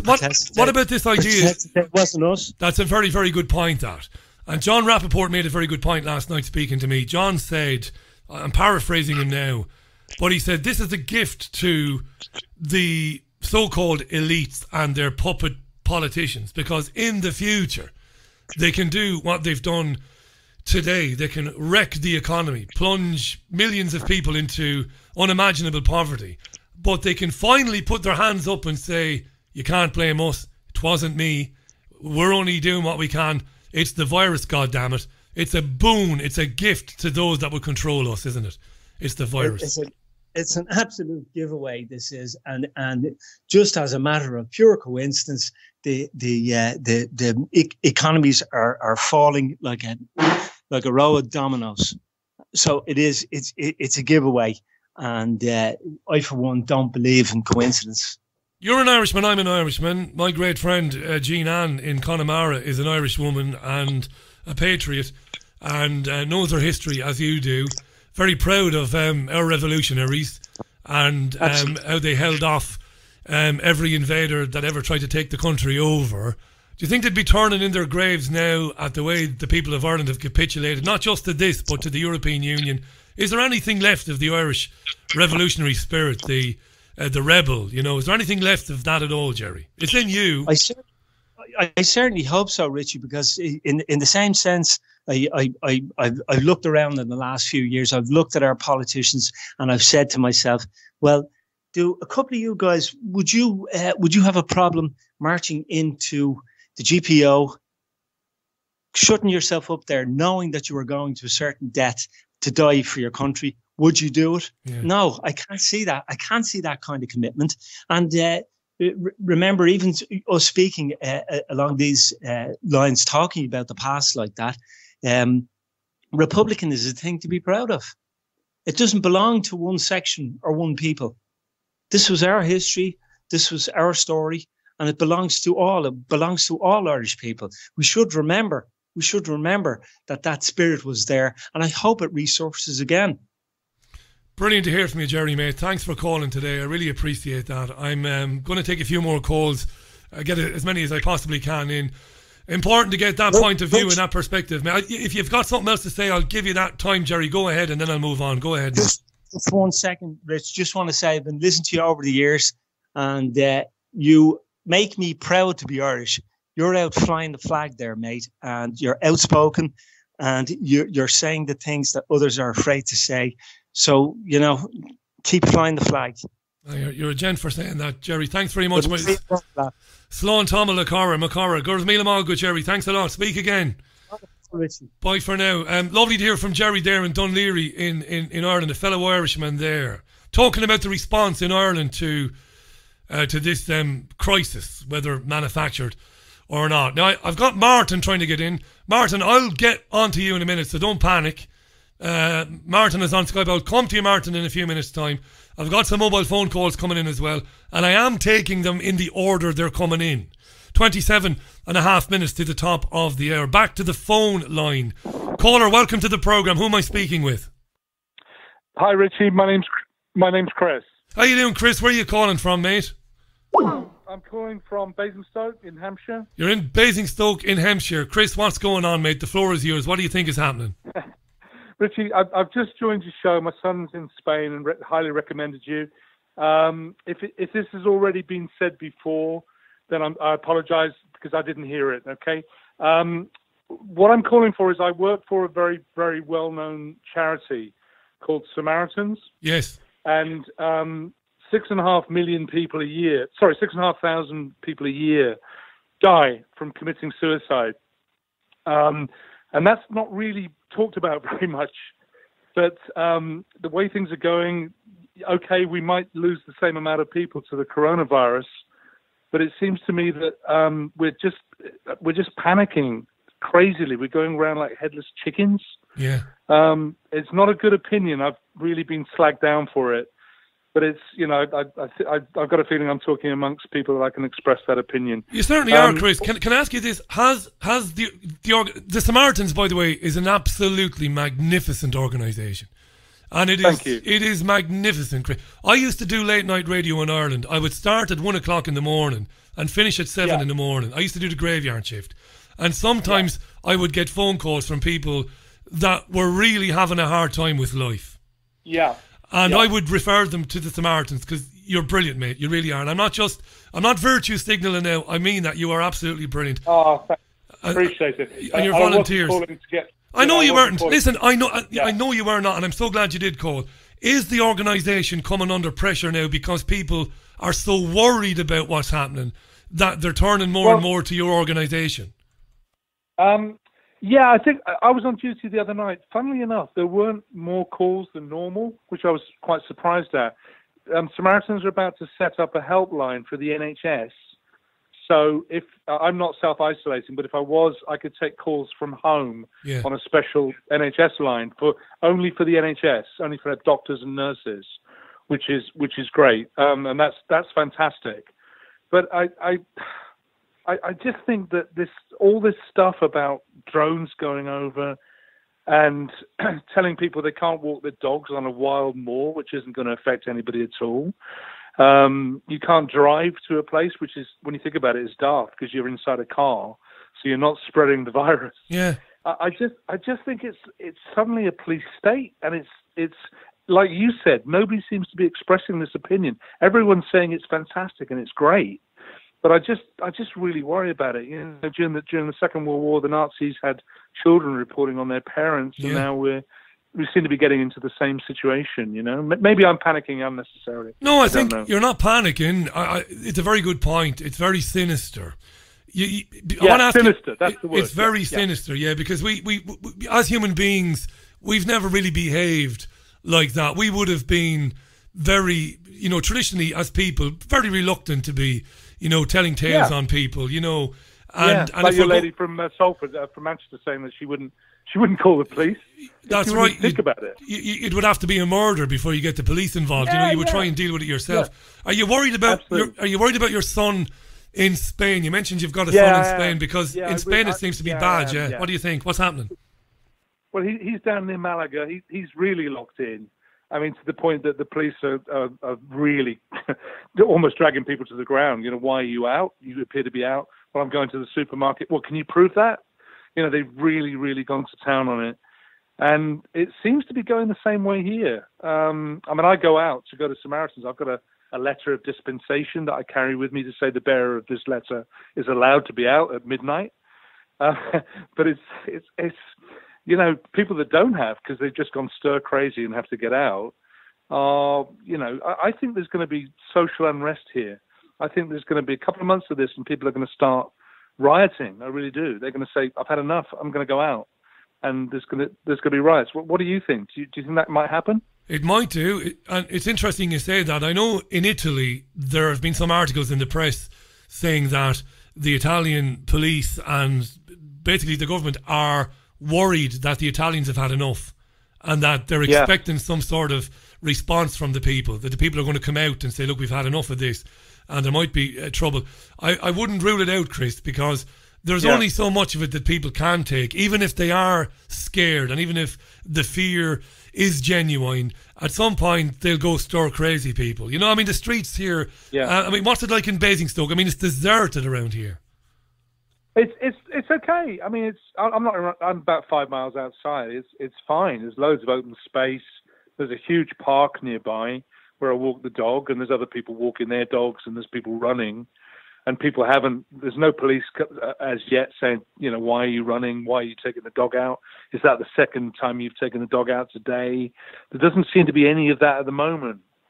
But I've just got an awful feeling it's gonna get worse. I think people they will start doing that.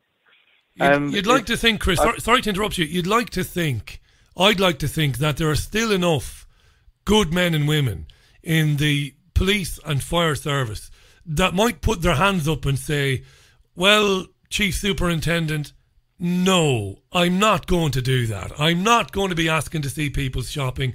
I'm not going to be running around after people in fields. I'm sorry, but I didn't get into the police to do that." I still like to think that some people would say no. What do you think, Chris? Yeah, honestly, Richie, I totally agree with you. And I said to somebody the other day, I said, what are the police doing? What's happening with all the burglaries? Yeah. Well, actually, Chris, there aren't any burglaries. Everybody's in. Everybody's inside. That's right. Yeah. So that was quite funny. Yeah, that's one good thing. House breakings are down. Chris, I don't. I can ask you one question before I take more calls. Your son got you into the radio. He did. He got me into your show. He loves your show. Is that right? Well, first of all, if he's listening, what's your son's name? My son's name's Danny. I've just WhatsApped him to say that I'm on, but he hasn't responded. Oh, has he not? He may be listening. He's down in Calahonda in Malaga. He's in I know Calahonda well, having lived on Costa del Sol for many years. If he might be listening on the repeat later on. If he is, Danny, nice to be chatting to your dad, mate. I hope you're well there, and don't panic there in Malaga. Good to have you on. Can I ask you this? So, has he, through his interest in programs like this, has he kind of led you towards a place where you're looking and seeing things a bit differently, Chris? He has, Richie, actually. He's got, unfortunately, he's very much into conspiracy theories. Unfortunately. He really believes it's a plot by the Chinese to actually overthrow the world. Well, which actually, when you think about it, if it is, they've done a really good job. Brilliant job. Because within about 5 months, the UK will be bankrupt. Because and so will probably America. They've just put $2 trillion out there. And if no money comes in, believe it or not, we probably will be bankrupt. So maybe he's not wrong. Maybe it is a Chinese plot that didn't involve any warfare at all. It just involved this virus I'm not sure I hold with that one. No, but I wouldn't rule anything out. I've heard stranger. No, I wouldn't either. I've heard stranger theories. I want to say before I take another call on, and I'm not remotely virtue signalling, what you do with the Samaritans and your colleagues, you volunteer. You're there for people when they're at their lowest ebb, when they've got nobody. Oh, thanks, so thanks, mate. Yeah, I appreciate that. You're brilliant. I get emotional saying that because I've not been that you low. Sound like you may have called us. Well, I didn't, but I came close to it on occasion. Right. I didn't. I was lucky enough that I had people, I had resources, I had counsellors that I was able to, that I was able to speak with when I was going through a very bad time when I was in my late teens. But I know people who did, and you're the last lifeline for people. You're amazing. Chris, thanks for calling today. It was a pleasure to meet you. Richie. Thanks, mate. You got a great show. Really going to listen to it all the time now. Thanks, mate. Thanks a lot. God bless, Chris. And to Danny, your son in Spain. You've got a great dad, Danny. Yeah, the Samaritans is great. It really is. I know people in Waterford who volunteered for the Samaritans for many years. I suppose there are people listening to this programme, various different parts of the world. They might not know, depending on your age, what the Samaritans is. It's a charity. And it's run by volunteers who basically sit by a phone and wait for people who, as I said, are going through unimaginable difficulties in their life, psychological, maybe, financial, and they're at the point where they might be prepared to end, they might be thinking about ending it all. And the Samaritans are there for them. And I just think it's amazing. I really do. This is the Richie Allen Radio Show, 18 minutes to 6 o'clock on Tuesday, March 31st.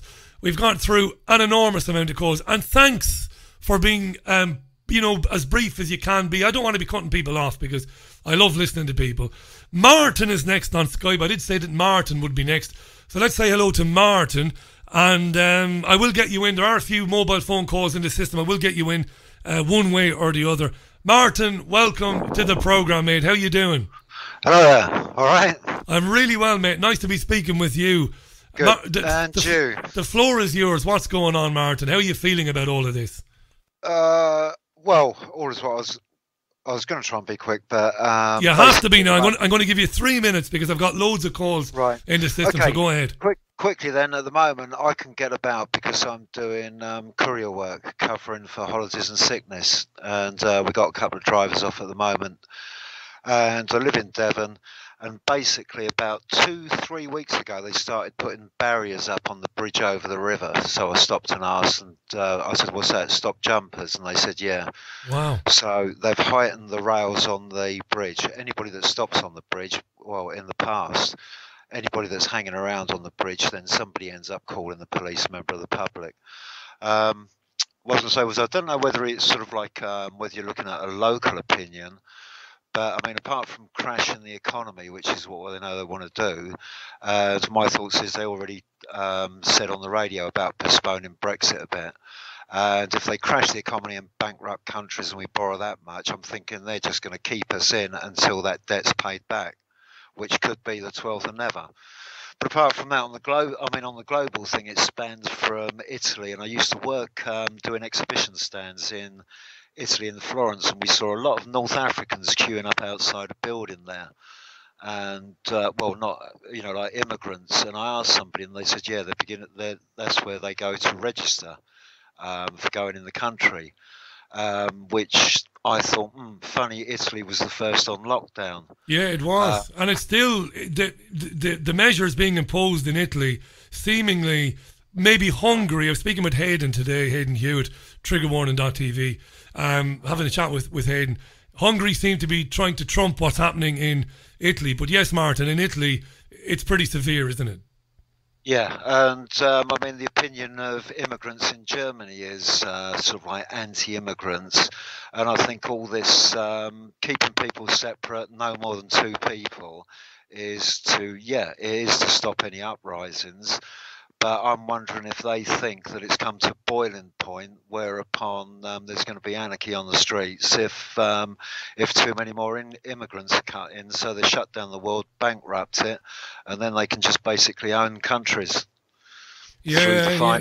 The point you made about the economic shock, we haven't spoken about it too much today, but that's the next step for this. Within a few weeks or maybe a few months, I have no doubt, they will relax these restrictions and people will think, phew. I reckon there'll be a national holiday. I think what they'll do is when they relax all of these restrictions, they're going to have a national holiday, they're going to have a party. And I think every year they will mark the day. This is how crazy this is. But people have no idea what comes next. As Michael Gove said the other day, pay back the money. I mean, one of the important things that if they stop, and the other, quickly, I mean, like, I think it wasn't any surprise to me that it was going to be sort of like they're talking 6 months. Because I only said to a mate about 3 weeks ago, I said, didn't Labour want to buy back the railways and couldn't afford it? And now what did we get last week? Government froze the franchises on the railways, and now the railways have got to pay the government to keep the railways going, from what I can gather. So if they keep this running for 6 months, I reckon the railways will be bankrupt and the government will just walk in and take them over. You know what? You know what I think, Martin? Next to nothing. You're absolutely right, but I'm not in any way trying to trump what you said, because what you said is hugely important. What I think is we have maybe 20 million people in this country who work full time, maybe, or work 0 hours contracts jobs, but they work. I reckon, like all of us, right? I reckon most of those people have probably, if they're lucky, they have a couple of grand, and by a couple I mean 1,500 quid, 2 grand, maybe 3 grand in the bank saved. That's the man and his wife, or the wife and her man. We're talking 20 million people here now. They're not earning anything, and they are wiping out their savings as we speak, Martin. They are wiping them out to stay alive and to stay in their properties. So when they do get to go back to the workplace, and for many of them they won't be able to go back, they're living on a knife edge that they could never have previously imagined. And they are now no longer 3 months away from the curb.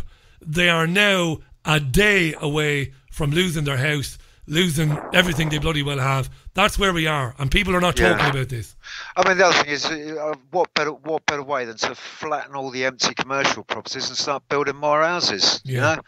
And it's like, I mean, one thing which I'd like to see covered on your show actually is about this event 201 that was back in October, which was the hypothetical scenario which I believe the Bill and Miranda Gates Foundation ran through, this exact scenario the pandemic we're going through now. Yeah, I mean, it always staggers me. I mean, they did this just before Christmas, and they ran the Gates Foundation, Bill and Melinda Gates. They ran this bloody thing, this scenario, this drill.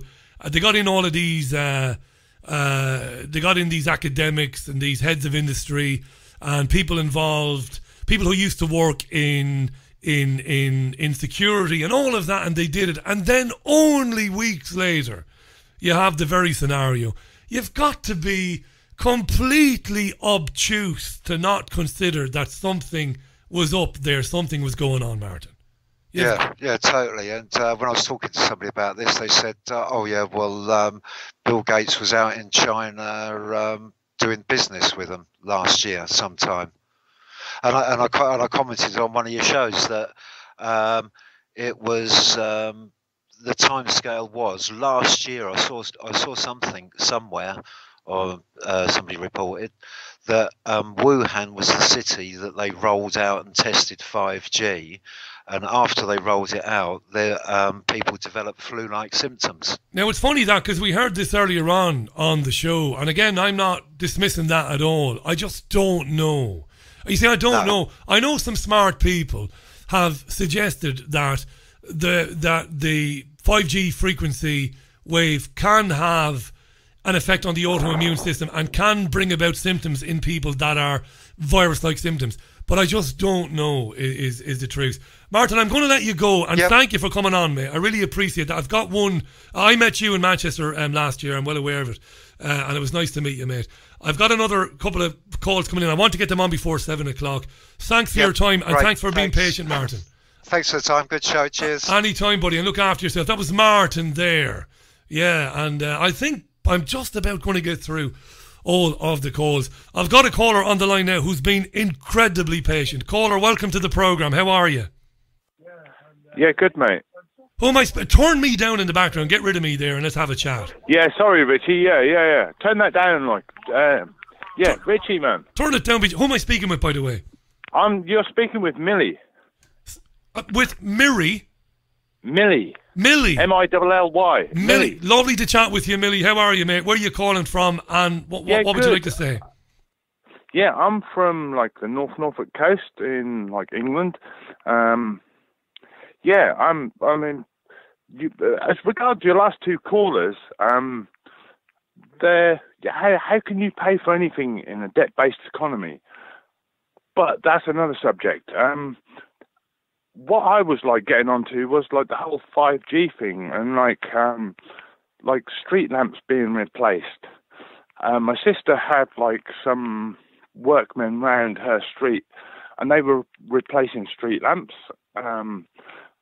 And like with this whole like virus thing, everything's been like sort of, everything's been shut down. So like, I mean, that was just a thing that that I heard, and like, I mean, she obviously saw these people doing this work, and like they all thought it was all really good, and like, but I mean, like, is there some sort of 5G sort of conspiracy? Kind of element I of don't this. Do you know what, Millie? So many people sending tweets today and phoning up today are asking the same question. Let me ask you about your sister. So they changed the street lamps near her home, and I know they're doing this because they're putting the antenna on the street light. So is your sister concerned about that? Is she worried about it? And would her neighbours have any idea what's going on? I don't think her neighbours would have had any idea, apart from like, you talk to your neighbours and you like give little comments and things, and you try and like suss out what they know, and like you try and put like other things to them that they probably don't realise. I mean, you do it all the time when you're like just walking about and talking to people in supermarkets. You just drop things in, don't you? Like, it's like, of course. Yeah. I mean, I don't think her neighbours really knew, but like, I mean, yeah, like, well, they saw people on like ladders outside, but like maybe didn't realise what it's all about. I don't know. Like, I mean, it's a very good point. It's a very good point, Millie, because they don't tell people. You see, the only time people would ever see 5G is when they see an ad on television for a new phone, and they will see it's 5G compatible, 5G coming to your town real soon, and it is sold to people like it is brilliant, massively fast speeds. It's really good. It's really good. It's really good.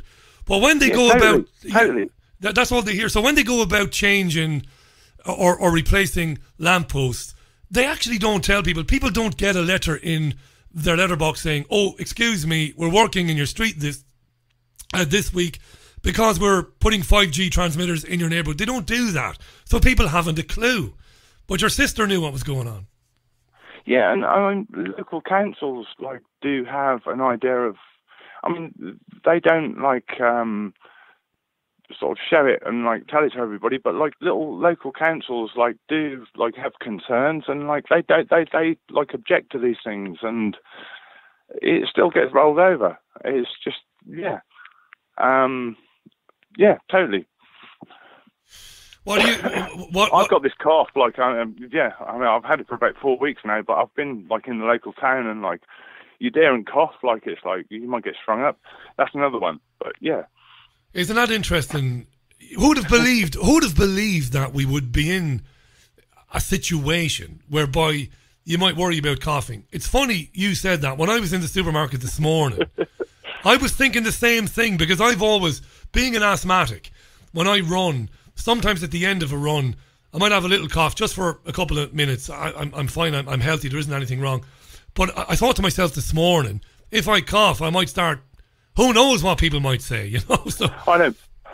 Mine's because I smoke. But yeah, you're a fit and healthy bloke. I smoke, and I smoke a bit of weed, and like. You have a little tickle and a little cough, but like, you don't go out. And now you wonder. Cough now. Yeah, now you wonder if somebody sees me, they might say something. So you're in Norfolk, and I suppose like the other callers, people around you are just obeying Millie, they're just going along with it and accepting it. Is that how it is? That seems how it is. I'm just doing what I normally do, which is, I travel a little bit, but I've got like a couple of like residents that I'm in, and I've got like a couple of elderly parents. So I'm looking out for my elderly parents. So I travel from probably about 50 miles away, where I am supposedly self-isolating, to like look after my parents. And you're right to do that. You're absolutely right to do that. Your parents need looking after. I'm not going to stop it. It's like, absolutely right. But we're all scared into washing our hands and like doing all this stuff.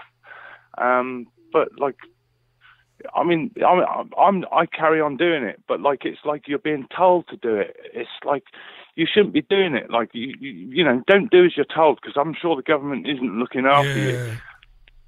But you know, we all go along with it, like because we don't want like our elderly like relatives to like succumb to this. Like it's yeah. Oh, but you're not going to infect your parents, and your parents need to see you, and they need to be looked after. Millie, thanks for calling. I'm just about out of time. I'm going to wrap it up for today. I really enjoyed chatting with you, mate, sincerely. Thanks for calling you too, up, buddy. mate. Right, yeah. And thanks for listening. Yeah. And one last thing I'd like to say, Richie, like go when ahead. you talk about Extinction Rebellion, you go on about like crusty looking people with dreadlocks. And I'm like some dreadlocked dude. Like, I just find that so funny, mate. You've got me. Typical, but like, you make me laugh, mate. I am a bit of an idiot when I say stuff like that. Somebody else. Oh no, it's cool. I love it, mate. Like you make me laugh, and like that's what we all need. Cheers, mate. Well, and it's not laughing at you; it's laughing with you. Exactly. Mate, we can't. We all know what's going on. Too right, Millie. We can't take ourselves too seriously. Thanks, mate, for coming on. Look after your parents, and I'm sure we'll chat again in the future. Cheers, Millie, in Norfolk there. Great to meet him. And that's about it. I've not got any time for anybody else, really. I'm going to get out now and wrap this up and get it, say it for me, get it on the repeat thingamajig, and I'll get it onto Podomatic and Spotify, and I will get it on YouTube a bit later on. To everybody who called in, thanks a million. I really appreciate your taking the time to come on and tell me what you think about what's been going on. I genuinely mean that. I'm a bit touched by that, to be honest. I will do more of these phone-ins in the future. I will. I'll be doing one at least every couple of weeks. We'll do a phone-in, and I'll stick to that. In the meantime, that's it for me. Thanks for listening. Look after yourselves and one another. I'll be back with you again tomorrow at 5 o'clock. I've got a really special guest lined up for tomorrow to talk about this, but from a different perspective. A remarkable woman. I'll tell you more about her on social media tomorrow. I'll flag it up tomorrow on social media, on YouTube, on Twitter, and I'll get Raj to do it on Facebook as well. So from me, the BBG, to you, thanks for listening this Tuesday. Back with you tomorrow at 5, as I said, and I'll close out the programme with a little bit of REM. Bye for now.